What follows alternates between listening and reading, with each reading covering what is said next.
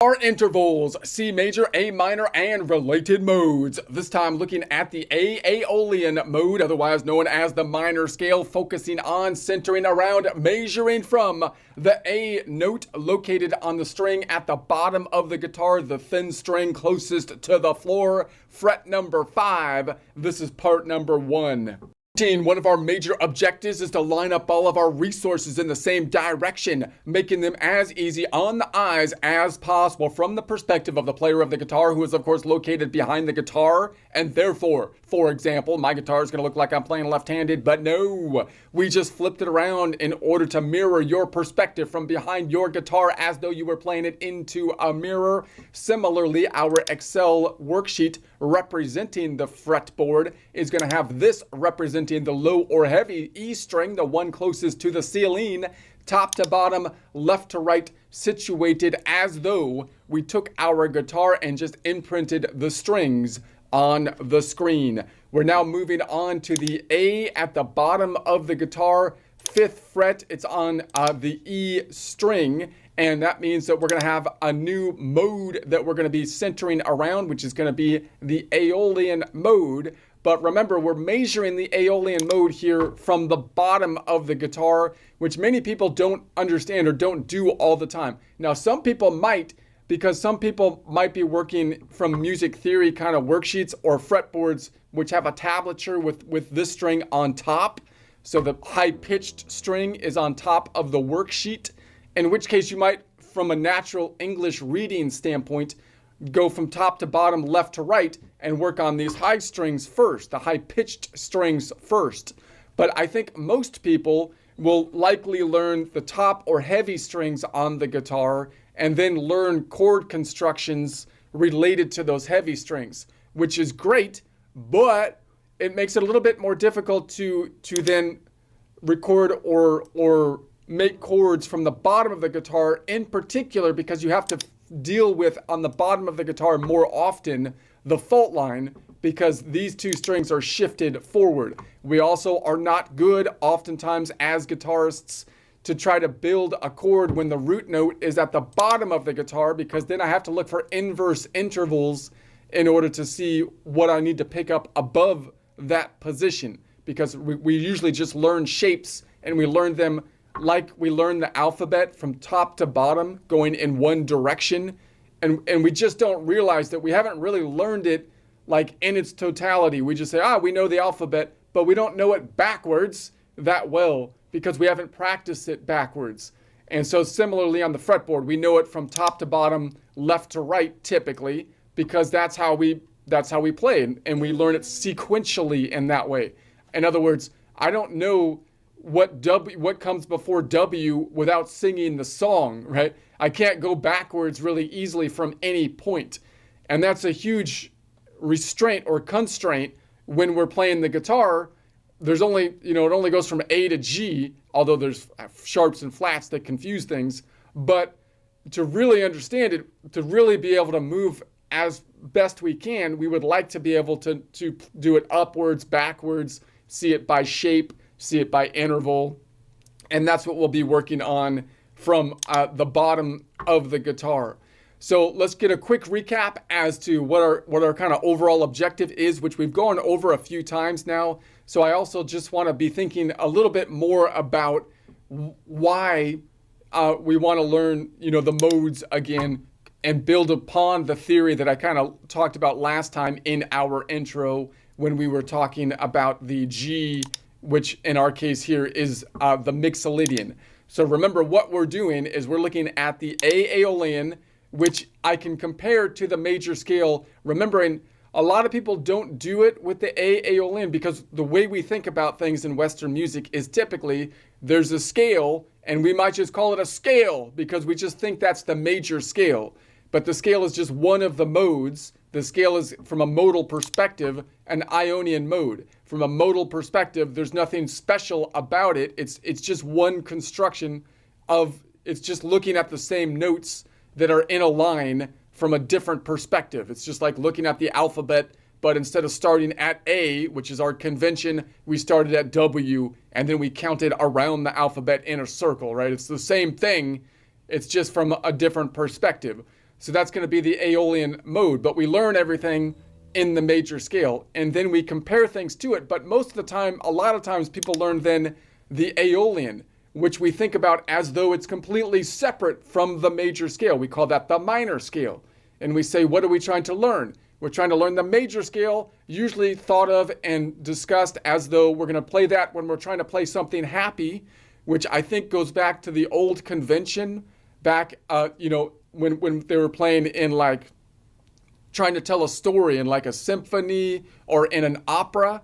It makes perfect sense to say, like, if I'm trying to tell a story with music, which is a cool, really cool thing to do, right? We're trying to make a picture in your mind with the music, then I'm going to I can't do it perfectly, right? I'm going to run into problems. I can't say, and, the lady ran down the street, but then was robbed by someone and she felt sad or something like that. I can't really do that perfectly, obviously, with music, but what I can do is I can come up with conventions, right? And so notice the conventions aren't real. They're just they're basically like an alphabet, right? It's basically like this word means this. The sounds don't really mean that. So there's certain things in music that does kind of sound like that, like the major key does sound happier, the minor key does sound sadder, but beyond that, if there's a lot of in between there, if you just say, well, I'm going to play something in the major key, and you need to know because I played a major key that it means it's happy, and you need to know because I played something in the minor key for the purposes of the story, it means sad, and you need to know that if I play something tensiony, that means there's danger or there's evil or something. See, that's not real. That's not really the music. That's just kind of like a convention. So although those conventions are kind of useful, they also kind of, they're generic. When you make a convention, it's not real. It's not real. It's a convention for the purpose of storytelling. It's just cheating. It's like a shortcut because the music can't tell a story perfectly that's detailed, right? It can only give you general feelings that has to then be included or a story impressed upon it. Possibly one way to do that is with the use of conventions, right?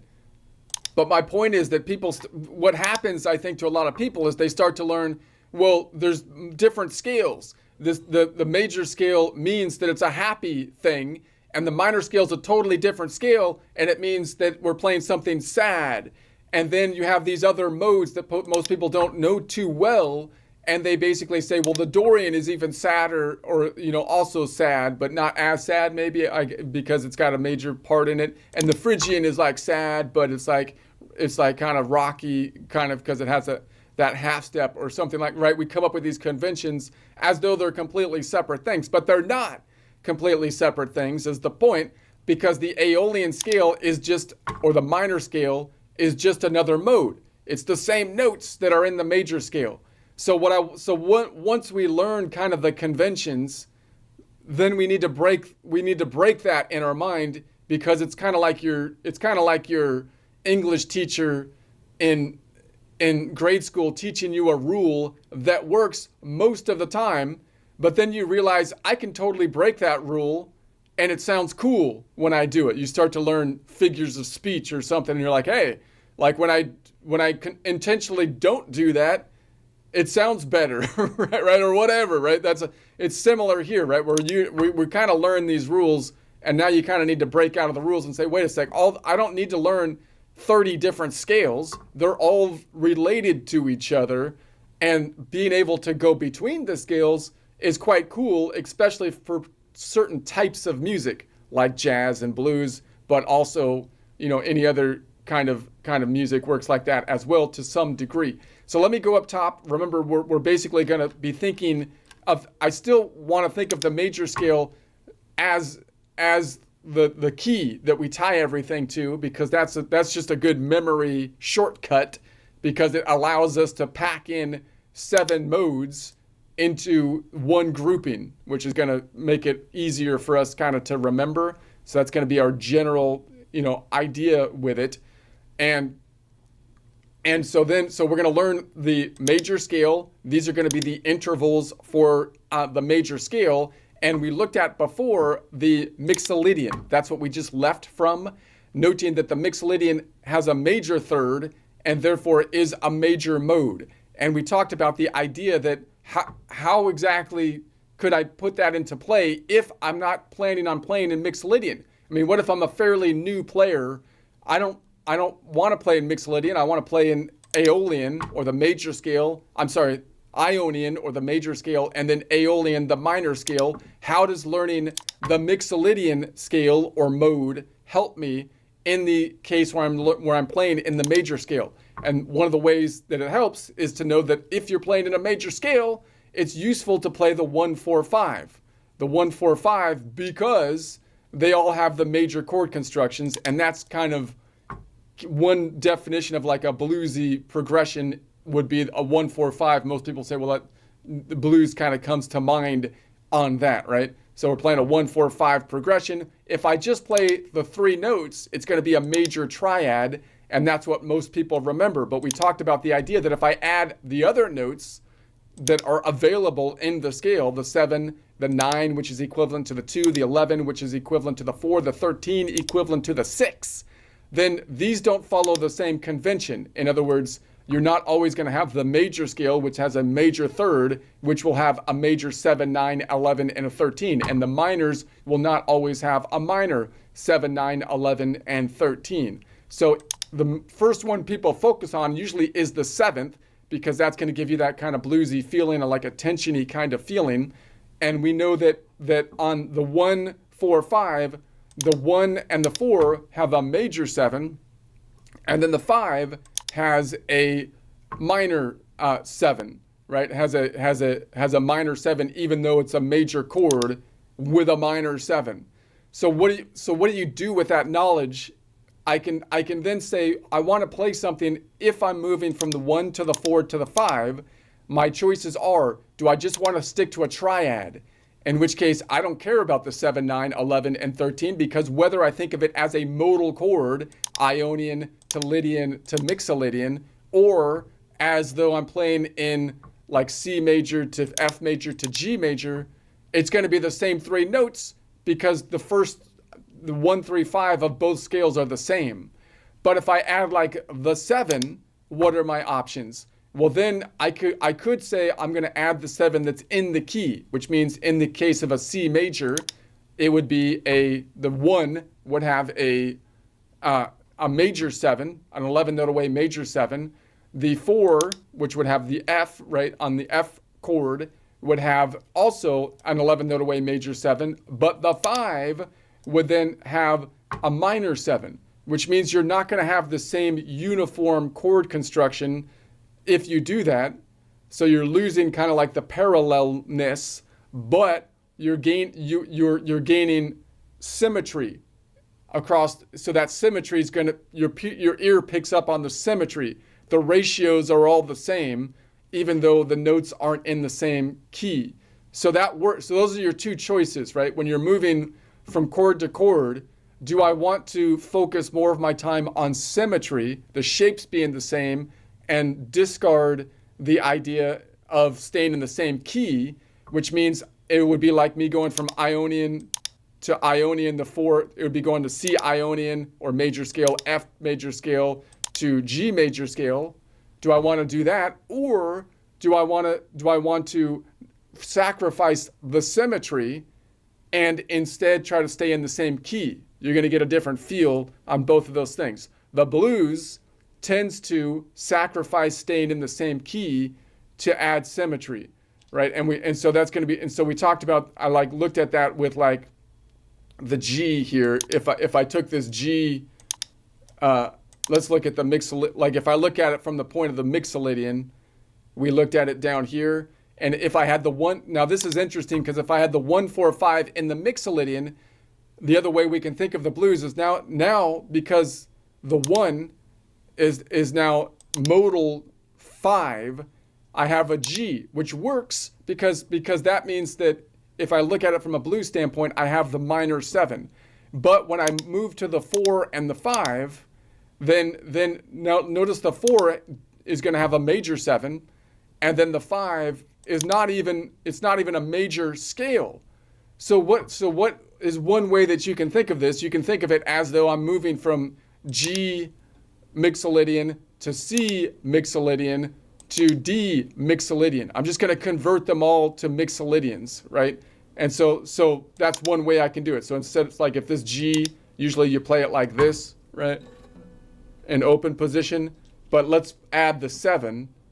If I add the 7, it would be right there. So now I just gonna do that. I'm just focusing on those top 3 notes. And then if I went to the 4, so if I go to the 4 here, it's gonna be the C. So let's do it this way by moving it up to the C. Notice if I keep the C, it would be out here, right? So if I went up to the 4 and stayed in the same key, my choice is I can go out here. And now I get a major 7, or I can try to stay kind of in symmetry, keeping the shape the same, right? And then when I go to the 5, similarly, I'm going to copy and paste, and the paste, it's actually going to be right here. Now notice the 5 is all out of whack here, right? Because now I'm going to the D, and the D should be a minor chord construction, right? So now I have actually the 3rd is out of whack. But from a 1-4-5 progression in a blues, it's all symmetrical, right? So you can see the shape is exactly the same.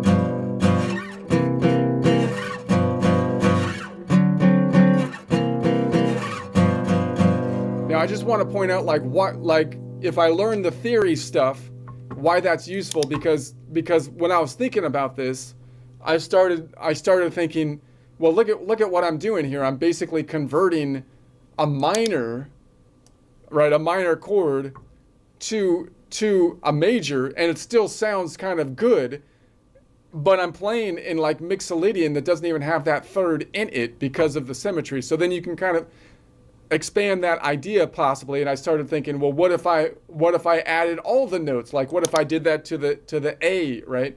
And I used that same shape here. Usually it would be an A minor, right? So the reason I'm thinking about it in terms of this minor is because now if I was playing in a bluesy major blues, a G major blues, and thinking of it in terms of a G mixolydian, when I get to the A, which is the 2nd note, it would be a minor, right? But what if I want to keep the symmetry and sacrifice the idea that it's a minor, I can keep it as major, right? I could be over here.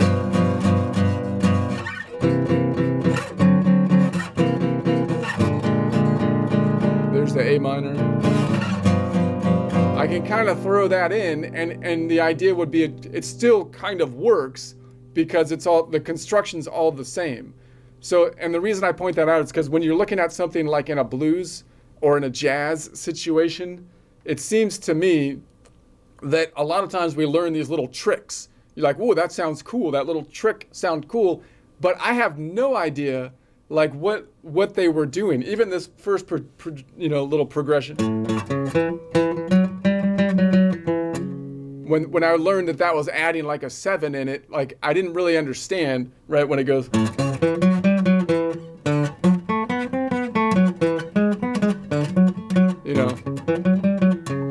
Like I didn't really understand what exactly was happening there. And so I learned the progression. I was like, that's cool, because I recognize it. I understand the progression. It sounds right. I just memorized the shape, but I didn't really understand conceptually what was going on with it. And a lot of like the little turnarounds that the blues does and stuff, we put all these little tricks, these tricks in our bag. But if you memorize all those little tricks as though they're separate things, and we don't see the thread in terms of why it works, then one, it's going to be difficult to remember them because we have to memorize more things, more different things that aren't associated to anything else. If I learn a trick here and I'm like, I'm playing this, I know I'm in the key of A in that case, but I don't know exactly why it works, then I have to memorize something that is not tied into anything else, right? Whereas if I knew it conceptually why it works, then I can see it, I can build on my thinking. It's easier to remember because I can tie it to something that just cognitively I'm tying it to something that's already in my mind, right? And if I can figure out the concept of it, then I can also apply that concept elsewhere. And that's what I was trying to get to here, right? Where I started thinking as I do these presentations, I'm thinking, hey, wait a sec, I keep on explaining the fact that this shape is symmetrical. What if I took that to a new level, right? What if I took every note in my key, like every note in the key, and I said, I don't care if it's a major or a minor, I'm just gonna play it as though it's a 7. I'm not gonna care if it's a 1, 4, 5. I'm just gonna play all of them that way, right?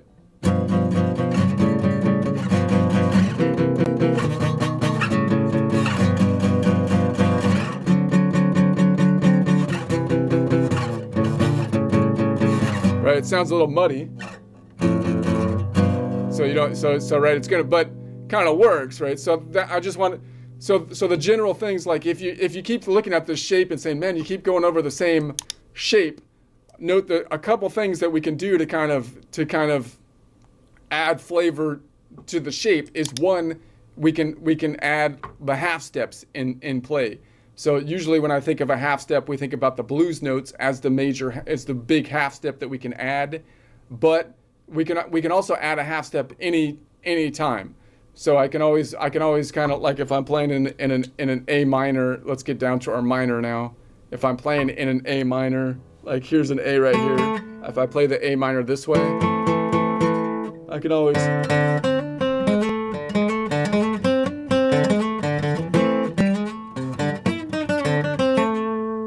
add a minor. And I just want to point out this example I've been kind of tinkering with as well, is if I took this and this is basically a power chord. Notice if I go back to this string, and then I have the open D that I might play as well, and then I go back to this string and back to an A, that's all in the same key, right? So I could do something like,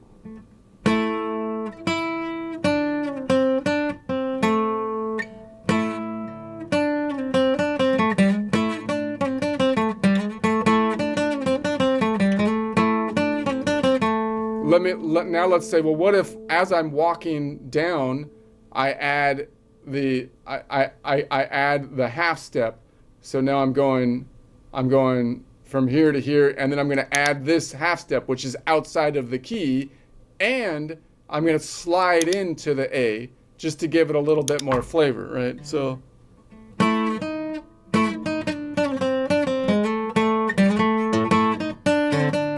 I added another D note right there.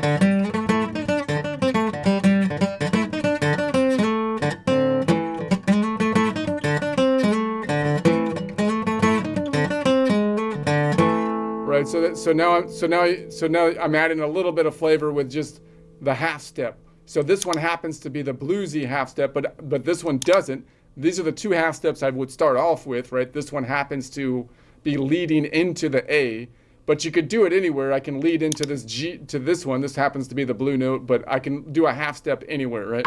I can even do a half step with the whole chord. So here's the chord. So I can take that whole chord and slide into it. I can go the other way even. Like I could make it a shaky chord by going off the chord and back on it. Right.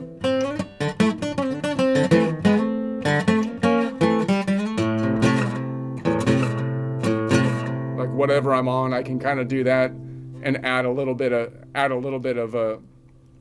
of flavor to it. So we have the half step that we can do, and when we're in the minor key, we don't have the half step going home, so I add that all the time, right?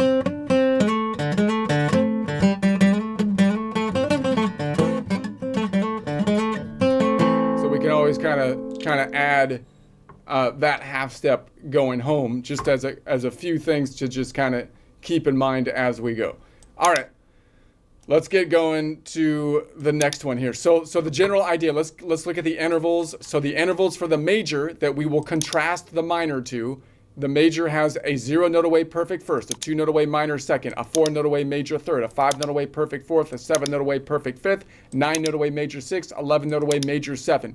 What would we expect the minor, the Aeolian, which normally we would think would be the furthest distance away from the major? You would think would be the opposite of the major.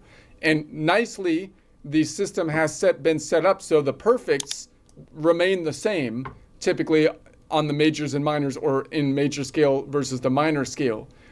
And then you would think that all of the ones that are majors would flip and be flattened one step back to be the minor. And that's what happens, except with the second. For whatever reason, the second is still a major second. So it's kind of funny the way that works, because actually the Phrygian is the most opposite of the major scale, because it's the same, except it does have a flat second in it, but the major scale does not. And we want to think about the major scale as the scale that we compare all the minors to. So once I learn the minor scale, which is the Aeolian, then I can compare Dorian and Phrygian to it. And that's the easiest thing to do from that perspective, because there's only going to be one interval difference between the other two minor scales and the main minor, otherwise known as the Aeolian mode or minor scale. All right, so let's go down to the minor scale. So the minor scale then has a perfect first. They all have a perfect first. Still has a 2 note away major second. That's the weird one. You're like, why isn't it a 1 note away minor second? Well, it's just that's the one we have to kind of keep aware of. That's the one that has a 2 note. But it has a 3 note away minor third instead of a 4 note away major third. That's what we would expect. It still has the same 5 note away perfect fifth, 5 note away perfect fourth, 7 note away perfect fifth. That's what we would expect. It has an 8 note away minor six instead of the major scale, which has a 9 note away major six, and therefore we flattened it, took it down a step. And then it has a 10 note away minor seven, which is what we would expect, because the major scale has an 11 note away major seven, and we just flattened it. So that's what we would expect as well. So we're going to go through all of these from, again, the perspective at the bottom. Let's try a quick joke for my joke practice before we dive into it. This one's a little bit political, so if that's offensive, you can fast forward it here. But here we go. Got to do my joke practice. So, it's strange that so many different peoples have their own distinct war cry. You go out through history and people are fighting each other and whatnot, and they all have like their own kind of war cry. Because the reason it's funny is because you would think that the last thing you would want to do on the battlefield is cry, but they all have a war cry, which seems like an oxymoron kind of thing. Like if I was on a battlefield, I would want some kind of like blood curdling scream that makes the other people cry. I don't want to be the one crying. I want to be screaming something like terrifying. I'm thinking it should be used. It should be called like something like the bone melting bellow. I don't want to cry. I want a bone melting bellow or something like that. But I'm thinking what happened is it probably was called something like a bone melting bellow back in the day. But then like the progressive got a hold of it. The progressives got a hold of it and they deconstructed it. And then they turned it into a form of crying. It's like it's a bone melting bellow, you progressive deconstructivist. No, that's the wrong term. It's now it's a war cry. And like, oh my, and how could they even do these we see it all the time. It's like, how do they do that? How do they take something that was great and then they turn it into something lame? How does it happen? And I think we now see how they play this manipulative game. So it goes something like this. If you wanted to turn the war cry or the bone curdling bellow into a form of crying, this is what you do. You're going to say, step one, you use the deconstructionist mind theory set to rename the thing to something gay. And then like it's the same thing they did when they were calling straight people sissies, because you have to call all the straight people sissies because it's not offensive. Otherwise that's the not offensive term. And then step two, Then you outlaw the old name of the thing, claiming it's somehow offensive.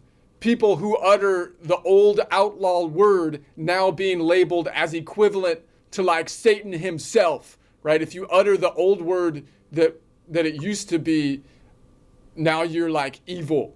And then step 3, you change the dictionary retroactively, really sneaky like. You change it retroactively to codify the new name as though it's always been that way. What do you mean? Well, I don't know what you're talking about. I don't know what you're talking about. It's always been. And then step 4, you slowly change the actual thing to coincide with the new gay name that they gave it, right? It was something cool, and then you named it something lame, and then you made the thing that was cool coincide to the name that's lame. And then step 5, you create laws and regulations using the new lame name and define and the definition of the once but no longer effective thing. And now you've done it. You've accomplished something. They used to be terrified from the bone melting bellow, but now you've turned it into just like, in short, the blood melting bellow was, as with so many things the progressives get a hold of, emasculated to the point of the modern form we are now so familiar with.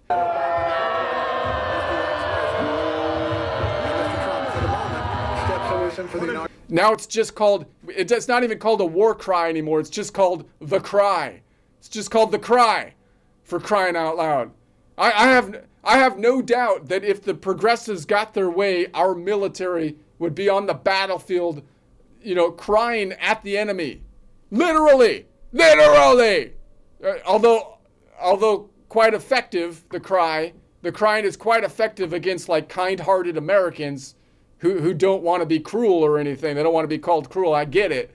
Attempting to adhere to the newly progressively defined definition of what it means to be like a gentleman or a gentle woman, or as it's now required to be called, the new popularized ambiguous term, gentle person. But I don't think it's going to work against people that actually hate us. I don't think that's going to work. We're going to start by looking at the 0 note away perfect first. This one in the perfect first representing the relative position in the scale, the 0 representing the distance from the root note within the scale. And you might ask, well, how in the world can you have a 0 note away? Wouldn't that just mean you're on the same note? And it could be, because I could play that twice, right? So it's in the same place. That's where the first one would be. Now we could, if I go somewhere else, say that we're traveling a distance of 12, because that's going to be the number of notes to get to another octave if you were on a piano. But remember, we're not thinking of it in terms of a linear progression that goes out into infinity, but rather thinking of the notes as though they're in a circle from a pitch perspective. So if, for example, I took this string from fret number 1 to fret number 12, twisted it into a circle, then we'd have a circle with 12 steps, kind of like a clock. And whether I go 12 steps counterclockwise or clockwise around the clock, I will end up in the same spot. So that means that if I'm going above this note, as we will be doing here, then usually I have to take the inverse distance to go above it. But obviously the inverse of 12 is going to be 12 in this case, because there's only 12 notes in the musical alphabet. So that makes it a little bit more easy. So also note that the fault line is between, this is the fault line, or this is the continent, or the small continent here that got shifted to the right. And so that means that when I'm going, so in other words, most people think about this kink in the fault line going down from G down to B, but now we're going up. So we have to think of it from B. The shift is going to happen as we go up to G. One way you could think of it is that this top continent is got moved to the left, right? It doesn't have to be that you can think of it as the bottom continent moved to the right. You can think of it as the top continent moved to the left and the bottom continent stayed still, if you want to think about it that way. But that's where the shift is. It's not between these two strings. So I don't have any difference between the bottom string and the one right above it if I'm looking at that note. So I'm going to then go to here, and I'm going to say there's the octave. Let's count it out. So how do I count it out? There's a 5-note distance between the strings unless we cross the fault line, which we're not doing. I'm looking for a distance of 12. So it's going to be 5 if I go up, 6, 7, 8, 9, 10. Hold on a second. Que paso here. And I got backwards on my thought process here. Remember, when I go up, I'm usually going to call going up negative because I usually think going down is the positive because that's the normal direction. And then when I go to the right, I'm going more towards the positive and the left to the negative. So let's do that again. So we're going to say this is going to be -5. And then when I go to the right, it's going to go down. So -5, 4, 3, 2, 1, 0. All right, let's do that from here. So if I'm on this A, I go up 1. That's going to be -5. -5, 4, 3, 2, 1, 0, boom, boom. So from here to here, same note. It's not even a different octave in this case, although I'm not getting into the octaves. I'm just going to say it's, we're looking for all of the A's. So that means if I go up 1 string, the octave is always going to be 1, 2, 3, 4, 5 frets forward. And unless I cross the fault line, which would happen if I started on this B string. So if I was on this string and I went up 5, then I would be here, it would be to here. So the general rule is if I go up 1 string, the octave is going to be 5 frets forward unless I cross the fault line, which would only happen if I started on the B string, in which case if I went up 1 string and crossed the fault line, then the octave would be 4 frets forward. It'd be tighter because you can think of this tectonic plate shifted to the right, making the distance a shorter distance. Okay, so when I'm moving in the upward direction. All right, let's go back and try the next one. Let's go up. Wait, hold on. I want to do that. I didn't want to do that. Let's bring this over here. We're going to go up to this one. All right, so now I am crossing the fault line because I'm starting on this string and I had to go up 2 strings, which will cross the fault line from B to G. All right, so now so if I do this, if I count this up, then I'm looking for a distance of 12 because I'm looking for the octave or same note. So it's going to be 5 distance between these strings, and then as I go up to the next string, it's going to be 10 going this way. And so that's going to be 10 because I'm crossing the fault line, and then 11, 12. So as I'm going up, it might be easier because usually I think of this as shifting to the right. I'm almost thinking when I'm going up to visualize in my mind that this continent shifted to the left, right? I think that's actually, for my mind, it's easier to kind of see. I'm going to start trying to look at it that way. So I'm like, okay, I went up here and I would go up this way, except for this whole continent right here shifted to the left, which means I have to go boom to that way. So I don't go the wrong way out here, right? So it's going to be 5, 10, 11, 12, or octave. So if I go up this way, it's going to be then 5. So it's going to be 5, and then out here, this whole continent shifted to the left, 10. So 5, 10, and then 11, 12, or octave. So, all right, so there's going to be that one. So that means that if I go up 2 strings and cross the fault line, the octave is going to be 1, 2, 3 frets back. I wouldn't cross the fault line if I started on the G or the D string. So if I was on that A, if I started from there and I went up 2 strings, I would go to here. That's possibly the most familiar shape, but it's most familiar to get to the octave if you started from here down to there. That's what most people kind of learned first as where the octave is. But a lot of people don't see it going from here to here from the bottom. It's harder to see from that perspective. And certainly it's harder to see when you go from bottom to top and you're crossing the fault line, which we're doing here. So the general rule is if I go up 2 strings, then the octave is going to be 2 frets back unless I cross the fault line, which would happen if I start from either the B or the E string, in which case if I go up 2 strings and cross the fault line, the octave will be 3 frets back, because I can imagine that, again, this whole continent, let's imagine this continent shifted to the left. This whole continent shifted to the left, resulting in a longer distance, right? This is where I started at, and the place I'm going to, from my perspective, that's the one that moved. It shifted to the left. All right, so then, okay, let's look at it that way. I think that's actually a better way to visualize it. Let's go up another one. And so we're going to go up to here, and we're going to say, okay, now we're going to go up 3 strings and cross the fault line, because the fault line happens when I cross the B, because that continent moved. The continent we're on is the one that's stationary, even though it's smaller. Our continent's better. It's solid. The one up there floats around.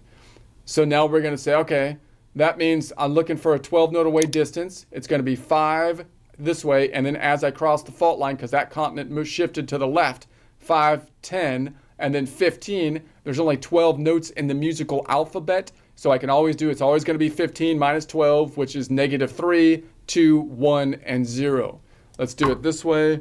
We're going to say, okay, it's going to be 5, and then this continent shifted to the left, so it's going to be 10, and then 15, and then 15 minus 12 is going to be 15 minus 12 is going to be 3, -3, 2, 1, 0. Okay, from here to here, well, here to here. Okay, so that means that if I go up 3 strings and cross the fault line, then the octave will be 2 frets forward. Now, I wouldn't cross the fault line if I started above the fault line on, say, this A, and I went up 3 strings, then I would be out here. So the general rule would be, if I go up 3 strings, then the octave is going to be 3 frets forward unless I cross the fault line, which would happen 2 out of 3 times. I could go up 3 strings, which would be on the low B and E string, in which case, if I go up 3 strings and cross the fault line, because this tectonic plate shifted to the left, we're only going to go forward 2 frets. 2 frets forward. Okay, so let's go to the next one. Let's go to the next one. This one's going to be the longest distance. 1, 2, 3, 4, 5 back. All right, so we're going to say, let's go up 4 strings now. And so now we're going to say we're looking for a distance of 12 to get the octave or the perfect first. So I go up, that's going to be 5. And then because this continent shifted to the left, it's going to be 10 going this way, 15. I'm always going to bring 15 minus 12 back down to -3, plus another 5 is going to be 8. So -8, -9, 10, 11, and 12. So if I measure it from here, I'm going to say, all right, it's going to be from the bottom, -5. And then because this continent shifted that way, it's going to be -10. And then -15. 15 minus 12 is -3. Plus another 5 is 8. 8, -8, -9, 10, 11, and 12, or octave. So from here to the open A. Okay, so that means that if I go up 4 strings, then I will always cross the fault line, because I can't go up 4 strings without crossing the fault line unless I go around the top of the guitar. Therefore, the octave will always be 1, 2, 3, 4, 5 frets back in that case. All right, and so let's go up to the top one. And obviously on the top one, I don't really even need to count it out, because I know that the bottom string is the same as the top string, right? But I could count it out if I wanted to. I could just to practice, to go the full breadth of the guitar. And so I could say it's going to be a 12 note away distance, 5, and then going this way, because this tectonic plate shifted to the left, I'm going to say 10 out here, and then 15. 15 minus 12 is going to be -3, plus another 5 is 8.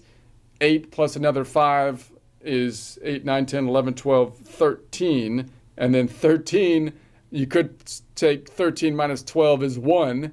You could do it that way. Or 13 minus 1 is 12. 13 minus 12 would be 1. Or, right, and then octave. Right, okay. I think I have that. But in any case, I know that if I'm on the bottom string, the top string's the same. All right, let's do the next one. Let's run through this one. I'm getting tired here. Let's see if we can crank it out. We're on the 2 note away major second.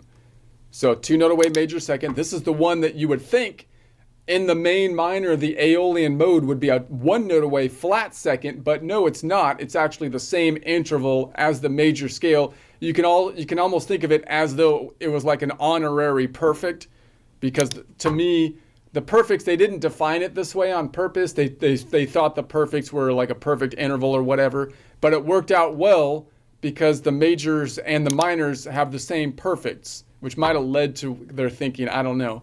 But the second on the minor also is kind of like the honorary perfect because it's the same on the major and the minor. It's not the same on all the minors. It's not the same on the Phrygian, which is more minor than the main minor scale. The Aeolian, it's more minor than the Aeolian or main minor. But on the main minor scale, the Aeolian, it's still a 2-note away major second. Okay, so we're going to be doing that from here. Now note if I do a chord, this 2 represents the 2 or second position. This 2 represents the number of notes away from the root, the A here, 2 notes away. Now, because we're on the second position, we skip it from a chord construction perspective because we go from 1 to 3 to 5 to 7, which is the last note in the musical alphabet, and then to 9. Therefore, the 9 is equivalent to the 2. So we can name this 2 different ways. We can call it a 2-note away major second. I'm not taking into account octaves. I'm just saying from a pitch standpoint, as though we're looking at a circle, 2-note away major second or 2-note away major 9. Okay, so if I go above it, then I'm going to go above it. I'm looking for a B up top here. We start off with this one. And notice if it's 2 notes away and I go above it, I have to take the inverse distance. So there's only 12 notes in the musical alphabet. So 12 minus 2 is 10. So if I go above it, I'm looking for a distance of 10. So I'm not crossing the fault line yet, so it's just going to be 5 to go right above it. So I'm going to call it -5, -6, 7, 8, 9, and 10. So let's count it out here from this A. We're going to say -5, -6, 7, 8, 9, and 10. So from the B to the A, that would be a 10-note away, which would be a major, a minor 7. So note that the inverse of a major is a minor, the inverse of a minor is a major, and therefore measuring from bottom to top, A to B, it's going to be a 2-note away, which will be a major second. Okay? So that means that if I go up 1 string, the 2-note away major second will be 5 frets back, unless I cross the fault line, which would happen if I started on the B string. So if I was on the B string and I went to this A, and I went up from there crossing the fault line, it's going to be 1, 2, 3, 4, 5, 6 frets back, which means it would also be 6 frets forward, which might be easier to reach in that case.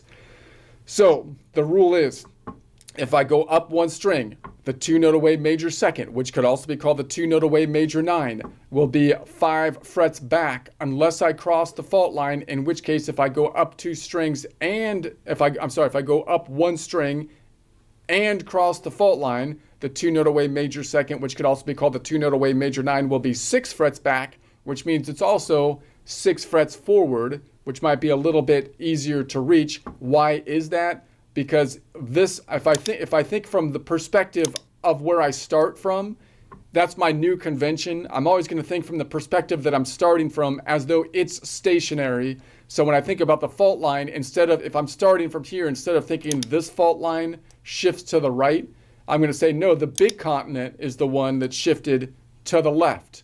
So from the perspective of this position, this continent shifted to the left.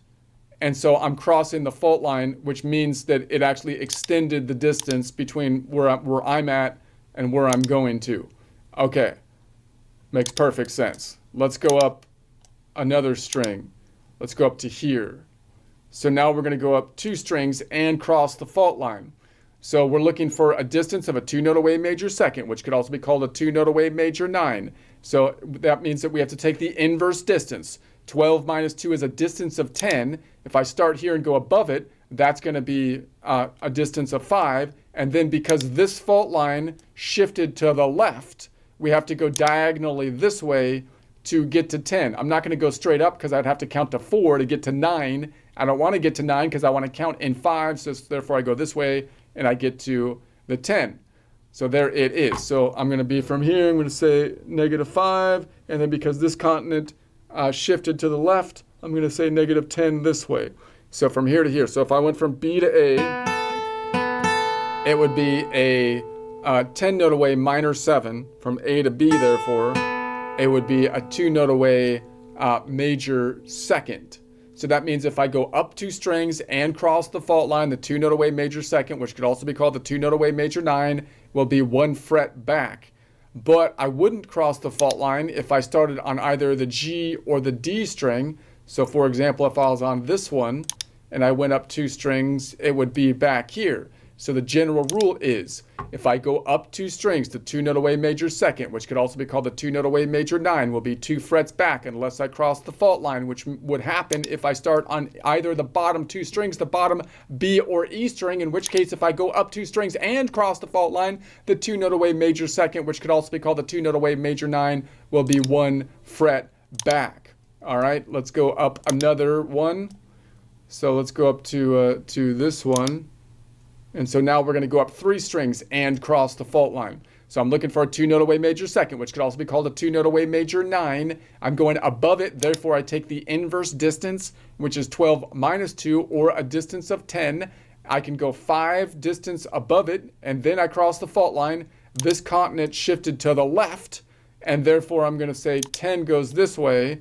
And then 15 is up to here. There's only 12 notes in the musical alphabet, so let's bring that 15 minus 12 is 3. I'm going to call it a negative 3. 2, 1, 0, or octave. You can also say it's 12 around the horn, 12, 11, and 10. Let's count it this way, and so I'm going to say, all right, if I'm here, it's going to say 5, and then because this shifted back, it's going to be 10, and then it's going to be 15, and then 15 minus 12 is going to be negative 3. Negative 3, 2, 1, or octave, which I can say is 12. 12, 11, 10. So from here to open, wait a second. I went the wrong way. Let me do it again. Sorry about that. I got out of whack here. So it's going to be negative 5, and then this continent shifted to the left, so negative 10. So it's going to be negative 10, and then I go up. The next one is negative 15. 15 minus 12 is going to be negative 3. Negative 3, 2, 1, 0, 0, or 12, and then 12, 11, 10. Did I get that right? That's a B. I think that's right. Okay. So if I go from that B to A, that's going to be then a 2 note away major second. If I go to, I'm sorry, B to A is going to be a 10 note away minor 7, and therefore from the bottom to the top, measuring from the A, would be the inverse distance, would be a 2 note away major second, or a 2 note away major 9. So that means that if I go up 3 strings and cross the fault line, the 2 note away major second, which could also be called the 2 note away major 9, will be 1, 2, 3, 4 frets forward. I wouldn't cross the fault line if I started on this G string, like here, for example, and if I go up 3 strings, then I would be out here, 1, 2, 3, 4, 5 forward. So the general rule is, if I go up 3 strings, the 2 note away major second, which could also be called the 2 note away major 9, will be 5 frets forward unless I cross the fault line, which would happen 2 out of 3 times that I could go up 3 strings on the bottom B and E string, in which case if I go up 3 strings and cross the fault line, the 2 note away major second, which could also be called the 2 note away major 9, will be 1, 2, 3, 4 frets forward. All right, 2 more, and then we have to stop. So enjoy these last 2. Really take it in. Here we go to the next one. We're going to go up 4 strings and cross the fault line. So we're looking for the 2 note away major second, which could also be called the 2 note away major 9. So we have to take the inverse distance, which is 12 minus 2, or 10. So I'm going to go up 1. It's going to be 5 distance here, cross the fault line, because this tectonic plate shifted to the left. It's going to be 10 out here. Then 15, there's only 12 notes in the musical alphabet. 15 minus 12 is 3. Negative 3 plus another 5 is 8. And then negative 8, negative 9, negative 10. All right, let's see if I can count this way without getting out of whack again. Negative 5, this tectonic plate shifted to the right, so we're going to say 10. And then 15. 15 minus 12 is going to be negative 3 plus another 5 is going to be then the negative 8. Negative 8, -9, -10. All right, so if I went from this B to that A, that would be a 10 note away minor 7, and therefore from the A to the B would be the inverse distance of a 2 note away major second, and that means that if I go up 4 strings, I'm always going to cross the fault line because I can't go up 4 strings without crossing the fault line unless I'm thinking about going around the top of the guitar. And so the 2 note away major second, which could also be called the 2 note away major 9, will always be 1, 2, 3 frets back. Okay, let's go up to the last one. Ultra vase, la ultima vase, the last one. All right, let's go up to the top one. So this one obviously is going to be easy because I could say, well, a 2 note away major second is right there, 2 notes away, which means it's going to be the same on the top because the 2 strings have the same notes but different octaves. But let's count it out just to count it. And notice we always have to go above it here. If I went below it, which I can't really do right here, but then it would be that, well, I'll talk about that maybe in a second here. So let's count it out. We're going to say it's a 2 note away major second or a 2 note away major 9. Inverse distance is 12 minus 2 or distance of 10. So I'm going to go, here's going to be 5 because this fault line shifted to the left. It's going to be out this way to 10. Then 15 minus 12 is going to be -3 plus another 5 is going to be a -8. And then 8 plus another 5 is actually 13.